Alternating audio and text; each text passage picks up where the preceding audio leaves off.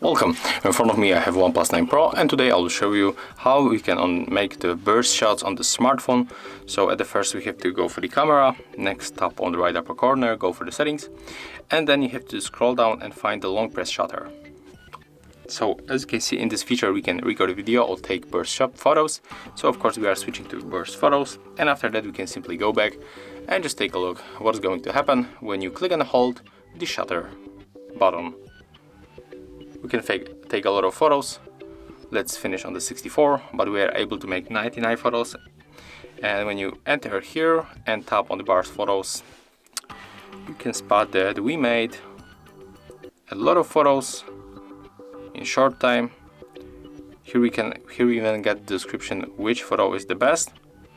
So it's very useful when you try to take a good photo when something is running, or when something is happening in a high speed. So you are able to make a lot of shots, and the phone will also show you which one is the best, like in this case.